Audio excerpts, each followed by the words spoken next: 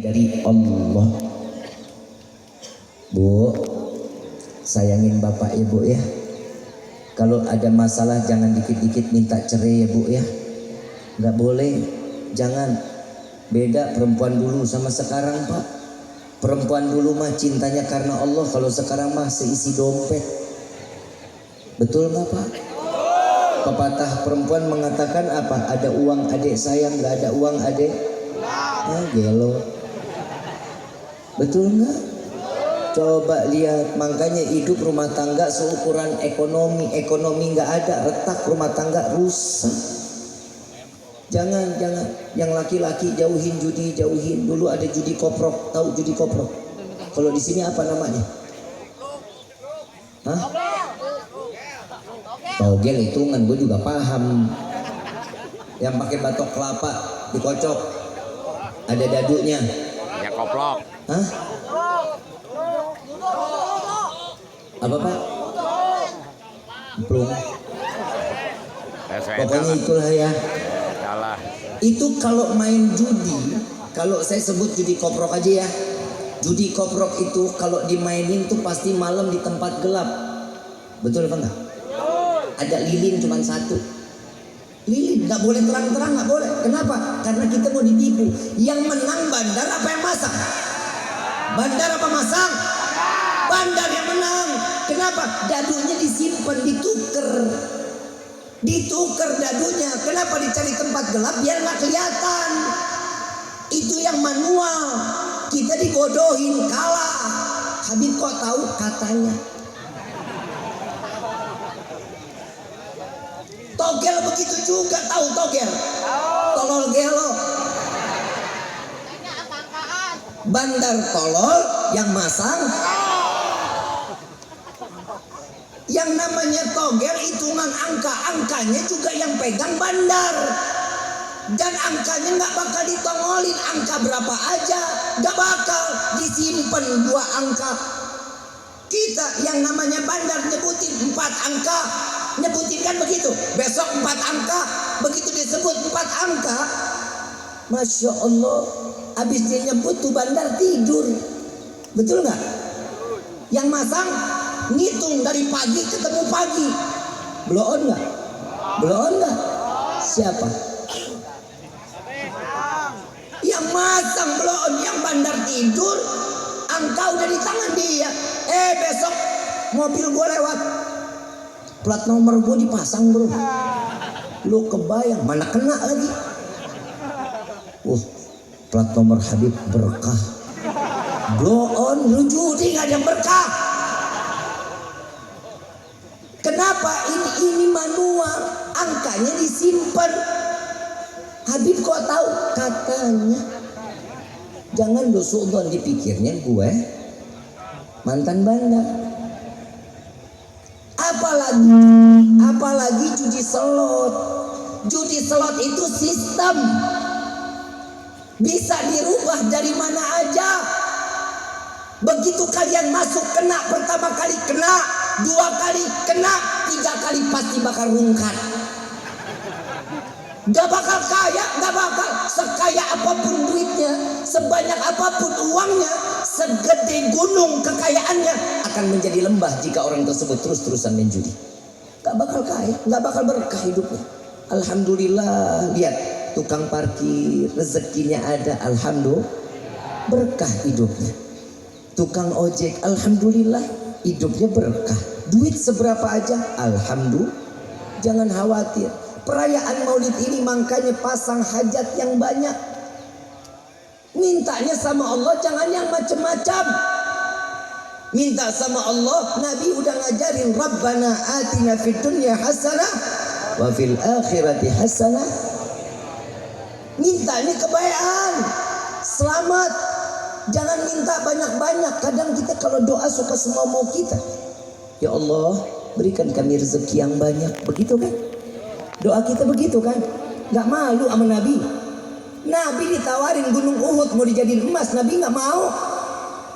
Jadi lebih milih, ya Allah, saya lebih memilih jadi seorang hamba.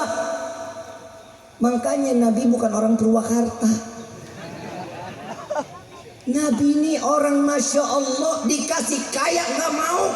Pilih jadi raja apa jadi seorang hamba? Jadi hamba katanya. Subhanallah, kita tiba-tiba ya Allah berikan kami rezeki yang banyak. Mau rezeki banyak? Mau? Buat apa? Sebut buat apa? Buat ibadah, terus haji, terus sedekah, nikah, kawin. Kenapa yang diminta yang baik-baik? Kenapa? Karena rezekinya nggak ada. Kalau rezekinya kelihatan, laki banyak duit, kawin lagi. Perempuan duit banyak, skincare dikumpulin. Betul nggak? Allahumma, ini malam doa kita semua dikabulin. Ya Allah, berikan kami rezeki yang banyak. Pulang sampai rumah buka pintu kamar ketiban duit. Kaget nggak? Kena jantung pae. Manfaat duitnya? Nggak manfaat. Mintanya gimana? Ya Allah, berikan kami rezeki yang banyak, yang berkah, yang halal, yang tidak akan pernah menjadi fitnah sampai yaumil qiyamah. Ini doa yang diajarin Nabi. Ini tiba-tiba doa yang kedua. Kadang kita juga suka blow on doa. Ya Allah, berikan kami umur yang panjang. Mau panjang umur? Yang lain mati, lo doang sendirian mau? Mandi sendiri, kain kafan sendiri, ngeglinding sendiri, nguruk sendiri, mau? Mintanya apa? Ya Allah, panjangkan umur kami dalam taat ibadah kepadamu. Amin PA. Bodoh amat. Ini doa yang ketiga. Kadang kita nggak punya malu apa nggak punya kaca di rumah, saya nggak tahu. Doa yang ketiga, ya Allah, sambil nangis lagi. Ya Allah, masukkan kami ke dalam surga. Oi, mau masuk surga? Emang pantas? Emang pantas? Udah tau enggak, ngapain lu minta? Punya kaca di rumah? Punya? Pernah ngaca? Pernah ngomong sama yang di kaca tuh? Ini pulang lihat kaca, nengok, siap, pantas tak masuk surga? Sholat ngaco, ngaji nggak mau, ama suami bengis, ama istri nggak ada baik-baiknya, rezeki yang haram dikasih ke keluarga, tiba-tiba minta masuk surga. Maaf, Pak Lurah ada? Mana Pak Lurah? Mana Bapak? Pak Lurah? Hah? Pak, nengok dikit nggak apa Pak? Isawer. Pak Lurah, saya mau jadi warga Bapak, pindah ke sini boleh apa enggak Pak? Diam. Kok tanya Pak Lurah? Pak Lurah, boleh nggak Pak Lurah? Boleh. Tapi saya butuh KTP cepet Pak Lurah. Kira-kira Pak Lurah bisa bantu saya nggak? Karena saya mau bikin paspor, saya harus berangkat umroh. Pak Lurah bisa bantu saya bikin KTP cepet Pak? Berapa lama Pak? Berapa? Sehari jadi. Bikin KTP sehari jadi, punya orang dalam. Orang dalam. Pak Lurah sayang sama saya, dibantu. Bikin KTP 1 hari jadi. Kalau normal berapa lama? Sebulan kalau ingat. Kalau nggak ingat, tuh coba lihat. Orang dalam bikin KTP gampang, cepet. Nggak, lu mau masuk surga, orang dalam lu siapa PA? Emang surga punya bapak lu apa? Ini hari kita ngerayain maulid. Ini orang dalam kita. Ini maulid Nabi Muhammad SAW. Kita sedang merayakan milad atau bulan kelahiran, tanggal kelahiran seorang yang bisa berkumpulkan kita di dalam surganya Allah. Ini caranya Allah. Saya diajarin sama Habib Gures. Habib Gures kalau doa ngajarin saya bilang, Ki, kalau minta mau masuk surga jangan minta karena ibadah. Kenapa? Percuma, ibadah kita nggak bakal diterima sama Allah. Iya. Bib, dari mulai balik sampai gini hari ibadah kita nggak terima, nggak bakal. Kenapa? Ibadah kita nggak pernah khusyuk. Ambil wudhu semau-maunya. Kalau lagi nggak punya duit, madepnya ke timur. Giliran punya duit, lupa. Gimana manusia? Kadang maaf, beribu-ribu maaf. Kalau kita lagi sholat, padahal kita udah berikrar kepada Allah. Betul apa enggak? Inna salati wa nusuki wa mahyaya wa mamati lillahi rabbil. Sudah belum? Kita udah ngejalanin belum? Ya Allah, aku serahkan hidupku, matiku, sedekahku, umrahku, hajiku, semua aku serahkan kepadamu ya Allah. Sudah apa belum? Gimana bilang mau khusyuk? Gimana kita bilang mau bersandar kepada Allah? Baru Al-Fatihah, la ilaha illallah, lukisan miring kita ingat. Kunci motor ketinggalan di motor kita ingat.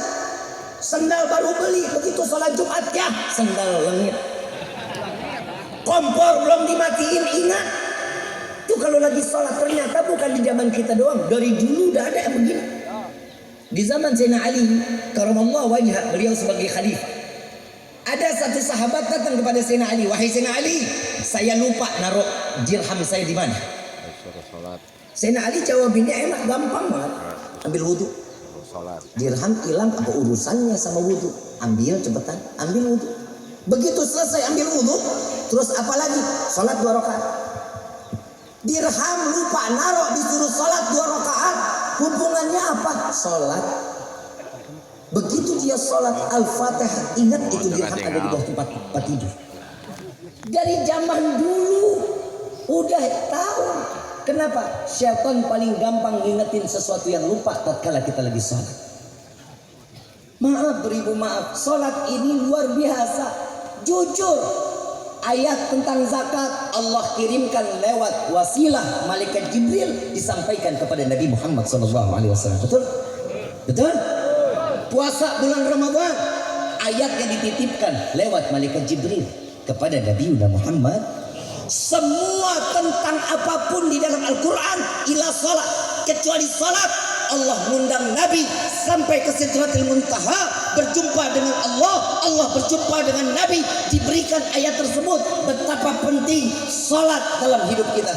Makanya saya nggak pernah bosan menyampaikan, lu mau bajingan, lu mau tukang maksiat, lu mau tukang zina, salat. Siapapun kalian, salat. Kenapa? Karena itu yang paling gampang memberikan hidayah di dalam hidup kita. Orang kalau udah sholat pandangan Allah langsung tertuju kepadanya. Sedekah kita belum tentu sedekah kita diterima sama Allah. Kita berbuat baik sama tetangga, pasti kita punya harapan orang tersebut akan berbuat baik kembali kepada kita. Tapi sholat, tatkala kita merendahkan kepala di hadapan Allah, sujud di hadapan Allah, Allah pandang kita. Dan saat kita mengatakan Allahu Akbar, Allah menjawab, labbaik wa sa'daika ya abdi. Ada apa? Aku menyimak, aku mendengar panggilanmu wahai hambaku. Coba kita lihat. Segimanapun hidup kita, mau urusan diterima, mau enggak urusan Allah. Yang penting salat. Setiap manusia diciptakan oleh Allah untuk beribadah. Bukan disuruh nyari duit yang banyak, bukan. Ibadah. Rezeki pasti bakal ngikut. Kita lihat orang saleh. Al-Habib Ali bin Abdurrahman Al-Idrus. Beliau ini menerima sesuatunya urusan dunia, dunia ngikut. Kenapa? Karena kedekatannya dengan Allah, dunia datang. Banyak orang-orang terdahulu. Maaf, kita punya guru Habib Umar bin Muhammad bin Salim bin Hafiz bin Syekh Abu Bakar bin Salim. Keliling dunia pakai pesawat jet pribadi, bukan punyanya. Setiap kali sesuatu yang dikerjakan nggak pernah bawa duit. Nunjuk jadi, nunjuk jadi. Kenapa? Dunia ngikut. Kalau orang sudah menghargai, menghormati Allah, Allah akan hargai apa yang dilakukan oleh setiap hamba. Jangan pernah khawatir. Allah nggak pernah tutup mata, tapi kita yang selalu tutup mata di hadapan Allah. Dikasih rezeki sedikit, ngedumel. Dikasih banyak, nggak punya otak. Ini kehidupan kita. Maaf beribu maaf. Nabi Muhammad SAW, Nabi Adam diusir dari surga 40 tahun. Allah nggak dengar doanya. Tapi terakhir, ya Rabbi, ampuni dosaku dengan haknya Muhammad. Allah tanya, Adam, tahu dari mana nama Muhammad? Aku melihat tatkala aku membuka mataku di surga, aku melihat di langit surga tertulis la ilaha illallah Muhammadur Rasulullah. Maka diampuni dosanya. Diampuni dosa Nabi Adam, dipertemukan Siti Hawa dan Nabi Adam. Berkah siapa? Nabi Muhammad SAW. Jangan jauh-jauh dari Nabi Muhammad. Kita perayaan Maulid seperti ini adalah perintah Allah. Allah nyuruh kita bergembira. Setelah bergembira apalagi? Di dalam Rawi Ad-Diba. Kita baca di dalam Rawi Ad-Diba. Syekh Abdurrahman Ad-Diba mengutip dari salah satu hadits qudsi yang Allah telah memerintahkan kepada malaikat Jibril, ya Jibril nadi fi sahril mahlukat bin ahlil ardi wassam bitahani wal bisyara, katakan, sampaikan wahai Jibril, beritahu penghuni langit dan bumi, sampaikan kabar kepada penghuni langit dan bumi, berkah dari cahaya ini, karena cahaya ini aku ciptakan langit dan bumi. Kalau ini ada penyelenggaranya, siapa penyelenggaranya? Habib Husin, betul ya? Penyelenggara maulid ini Habib Husin, betul? Waktu Nabi dilahirkan oleh ibunda tercinta, itu juga ada perayaannya, tapi yang bikin bukan Habib Husin, yang bikin Allah Rabbul Alamin, menciptakan sesuatu yang kebaikannya ada pada diri Nabi Muhammad SAW. Allah, Nabi lahir ke dunia atas izin siapa? Atas izin siapa? Nabi terlahir ke dunia karena keinginan siapa? Allah. Allah yang menyelenggarain. Ada panitianya. Waktu Nabi dilahirkan ada panitianya. Ada, di sini ada panitianya. Ada, siapa ketua panitianya? Hah? Siapa? Kalau di sini ada ketua panitia saat Nabi dilahirkan juga ada ketua panitianya, siapa? Malaikat Jibril. Malaikat Jibril, jenderalnya malaikat, sebagai ketua panitianya. Jamaahnya ada, tapi bukan orang Purwakarta. Penghuni langit dan bumi menyaksikan saat dimana kelahiran Nabi Muhammad SAW. Berarti perayaan Maulid pertama kali siapa yang membuat? Allah. Siapa yang buat acara Maulid pertama kali? Allah Rabbul Alamin, Tuhan semesta alam, memberikan contoh bahwasanya Allah merayakan saat dilahirkan Nabi Muhammad SAW. Kalau kita kan cuma menghias dengan lampu, dengan tenda, tapi Allah menghias langit dengan gemerlapan cahaya dan rembulan menyambut kelahiran Nabi Muhammad SAW. Kenapa kita memuliakan? Karena Allah memuliakan Nabi Muhammad. Kenapa kita mengagungkan? Karena Allah mengagungkan Nabi Muhammad Sallallahu alaihi wasallam. 20% ayat di dalam Al-Quran semua tentang diceritakan tentang diri Nabi Muhammad Sallallahu alaihi wasallam. Ayat surat yang biasa kita baca, alam nashrah laka sadrak wa wada'na. Siapa yang diceritakan punggungnya? Nabi Muhammad Sallallahu alaihi wasallam. Wa ma arsalnaka illa rahmatan laqad kana fi rasulillahi huswatun. Siapa yang diceritakan? Nabi Muhammad Sallallahu Alaihi Wasallam. Sampai Nabi lagi tidur yang berselimut pun ada ayatnya diceritakan. Kenapa? Karena Allah memuliakan dan mengagungkan Nabi. Saat Nabi terlahir, ayuhal hadirun, kerajaan iblis, kerajaan jin ditumbangkan oleh Allah. Persia, Romawi hancur. Api Majusi dipadamkan oleh Allah yang ribuan tahun nggak pernah padam. Kenapa? Saat Nabi dilahirkan, ribuan tahun sebelum Nabi dilahirkan, Allah bisa lakukan. Allah hancurkan pilar-pilar kejayaan Persia, Romawi, kerajaan jin sekalipun Allah hancurkan bisa. Api Majusi ribuan tahun sebelum Nabi dilahirkan bisa Allah padamkan. Tapi kenapa saat di hari tanggal 12 Rabiul Awal saat Nabi dilahirkan, intinya ta'ziman wa takriman. Allah memuliakan, Allah mengagungkan Nabi Muhammad sallallahu alaihi wasallam. Kenapa kita merayakan Maulid? Buat apa kalau sudah Allah memuliakan? Kalau Allah sudah mengagungkan kita, seorang hamba nggak perlu lagi mengagungkan. Salah. Kami memuliakan Nabi, kami mengagungkan Nabi karena kami pun ingin dimuliakan dan diagungkan oleh Allah Subhanahu wa taala. Berkah Sayyidina Muhammad sallallahu alaihi wasallam. Dia ngomong lagi. Apa memang manfaatnya merayakan Maulid? Saya bilang, jawab, ada berkah di dalamnya. Mana ada Nabi Muhammad punya berkah lah. Ini orang ngajinya di mana ya? Saya mau tanya, Nabi Muhammad tuh ada berkah apa enggak? Punya berkah apa enggak? Hadis sahih Khalid ibn al-Walid saat peperangan, imamahnya terjatuh, tertendang oleh kaki-kaki kuda, tertendang, dilepas pedangnya, dikejar imamahnya sampai ingin kebunuh, nggak masalah. Tapi yang dicari adalah imamahnya. Diambil, dibersihkan, diambil lagi. Keluarlah 2 helai rambut Nabi Muhammad, dikecut oleh Sayyidina Khalid ibn Walid. Di dalam riwayat, Khalid ibn Walid selama memimpin peperangan tidak pernah kalah. Kenapa? Berkah apa yang ada di dalam imamah Nabi. Daripada Khalid ibn Walid, rambut Nabi Muhammad sallallahu alaihi wasallam. Yang pertama. Yang kedua, apa keberkahan? Pernah di dalam satu riwayat bahwa Nabi Muhammad sallallahu alaihi wasallam mengeluarkan air dari jari jemari. Betul? Betul? Yang keluar dari tangan Nabi berupa air yang diturunkan oleh Allah dari telaga Al-Kautsar, dikeluarkan lewat tangan Nabi Muhammad sallallahu alaihi wasallam. Berkah apa enggak? Berkah apa enggak? Bib, itu enggak nyata. Kita enggak bisa ngelihat. Baik, ada lagi riwayat. Kalau kita mau yang nyata, setiap Nabi mau ngeludah, Nabi ngedaham. Saat Nabi ngedaham, sahabat semua bangun. Tangannya ada di wajah Nabi Muhammad SAW. Yang tangan pertama kali sampai, ludah Nabi ditaruh di tangan sahabat. Begitu selesai sampai, sahabat usap, disapu dari ujung kepala sampai ujung kaki. Apa kata Nabi? Murtad, kafir, neraka. Tidak. Nabi mengatakan, wahai sahabatku, jasadmu tidak akan pernah tersentuh api neraka. Ludah Nabi berkah. Ludah Nabi syafaat. Ludah lu? Siapa yang mau nangkep? Berkah Nabi. Nabi manusia apa bukan? Manusia apa bukan? Ada yang bilang lagi, buat apa Nabi kan manusia biasa, sama sama kita. Nabi Muhammad bukan manusia biasa. Lo itu kan abadi dalam Al-Quran. Laqad ja'akum rasulun min anfusikum. Kalau lo baca sampai situ benar. Benar banget yang lo omongin. Nabi adalah seorang manusia. Lanjutin dong. Azizun alaihi ma anittum harisun alaikum. Punya kasih sayang aziz.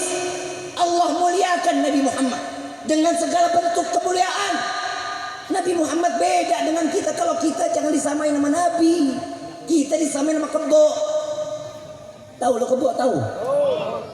Kita lebih pantas disamain sama Nabi apa sama kebo? Kebo apa Nabi? Kebo. Kita sama Nabi dari mana ujungnya? Nggak ada ujung kuku kita sama Nabi. Nabi ibadah sampai dikatakan, ulama mengatakan, jika dari awal Nabi Adam sampai akhir zaman orang dikumpulkan sholat 4 rakaat khusyuk, nggak ada satupun yang nggak khusyuk. Dari zaman Nabi Adam sampai akhir zaman semua sholat serentak 4 rakaat khusyuk.